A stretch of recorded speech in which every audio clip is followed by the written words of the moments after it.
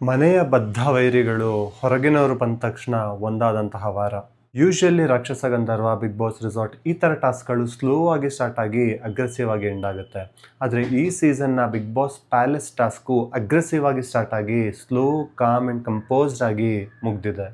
ಸೂರಜ್ ಮತ್ತು ರಘು ಅವರು ಸ್ಕ್ರೀನ್ ಮೇಲೆ ಜಾಸ್ತಿ ಕಾಣಿಸ್ಕೊಳ್ದೆ ಹೋದ್ರೂ ಟಾಸ್ಕಲ್ಲಿ ತುಂಬ ಚೆನ್ನಾಗಿ ಕಾಣಿಸ್ಕೊಂಡ್ರು. ಅದಕ್ಕೆ ಯಾವುದೇ ಗೆಸ್ಟ್ಗಳು ಅಡುಗೆ ವಿಚಾರವಾಗಿ ಗಲಾಟೆ ಮಾಡಲಿಲ್ಲ. ಇನ್ನು ಸ್ಕ್ರೀನ್ ಮೇಲೆ ಮತ್ತು ಟಾಸ್ಕಲ್ಲಿ ಎರಡೂ ಕಡೆ ಚೆನ್ನಾಗಿ ಕಾಣಿಸ್ಕೊಂಡಿದ್ದು ಗಿಲ್ಲಿ ಆ್ಯಂಡ್ ಅಶ್ವಿನಿ ಅವರು. ಗಿಲ್ಲಿ ಅವರು ಮೊದಲನೇ ದಿನ ಸ್ವಲ್ಪ ಕಿರಿಕಿರಿ ಮಾಡಿದ್ರು, ಹೋಗ್ತಾ ಹೋಗ್ತಾ ತುಂಬ ಚೆನ್ನಾಗಿ ಪರ್ಫಾರ್ಮ್ ಮಾಡಿದ್ರು. ಗೆಸ್ಟ್ಗಳಿಗೆ ಬೇಜಾರಾದಾಗ ಕೆಲವೊಮ್ಮೆ ತಮಾಷೆಗೆ ಸಾರಿ ಕೇಳಿದ್ರು, ಇನ್ನು ಕೆಲವೊಮ್ಮೆ ಜೆನ್ಯೂನ್ ಆಗಿ ಸಾರಿ ಕೇಳಿದ್ರು.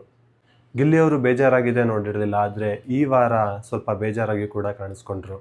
ಇನ್ನು ಅಶ್ವಿನಿ ಅವರು, ಅವರೇ ಹೇಳೋ ಪ್ರಕಾರ 0.0 ವರ್ಷನ್ ಆಫ್ ಅಶ್ವಿನಿ ಅವರು ಕೂಡ ತುಂಬ ಚೆನ್ನಾಗಿ ಆಟ ಆಡಿದ್ರು. ಯಾವಾಗಲೂ ಮರ್ಯಾದೆ, ರೆಸ್ಪೆಕ್ಟ್ ಅಂತ ಮಾತಾಡೋರು ಈಗೋನ ಪಕ್ಕಕ್ಕಿಟ್ಟು ಸರ್ವಿಸ್ ಓರಿಯೆಂಟೆಡ್ ಆಗಿ ಕೆಲಸ ಮಾಡಿದ್ರು. ಮ್ಯಾನಿಕ್ಯೂರ್, ಪೆಡಿಕ್ಯೂರ್ ಸರ್ವಿಸ್ ಕೊಟ್ಟರು, ಎಂಟರ್ಟೈನ್ಮೆಂಟ್ ಕೊಟ್ಟರು. ಗೆಸ್ಟ್ಗೆ ಬೇಜಾರಾದಾಗ ಅವ್ರದ್ದೇ ರೀತಿಯಲ್ಲಿ ಸಾರಿ ಕೇಳಿದ್ರು. ಆ್ಯಂಡ್ ಎಲ್ಲದಕ್ಕಿಂತ ಹೆಚ್ಚಾಗಿ ಗೆಸ್ಟ್ಗಳೆಲ್ಲ ಸೇರಿ ಗಿಲ್ಲಿಗೆ ರೋಸ್ಟ್ ಮಾಡಬೇಕಾದ್ರೆ ಅಶ್ವಿನಿ ಅವರು ಗಿಲ್ಲಿ ಅವರ ಜೊತೆಗೆ ನಿಂತರು. So with all these qualities ಈ ವಾರದ ಕಿಚ್ಚನ ಚಪ್ಪಾಳೆ ಅಶ್ವಿನಿ ಅವ್ರಿಗೆ ಸಿಗ್ಬೋದು ಅಂತ ಅಂದ್ಕೊಂಡಿದ್ದೀನಿ. Let's see. ಇಲ್ಯಾರು ಹೀರೋಗಳನ್ನ ಹುಟ್ಟಾಕಲ್ಲ, ನಮಗ್ ನಾವೇ ಹೀರೋ ಆಗ್ಬೇಕು.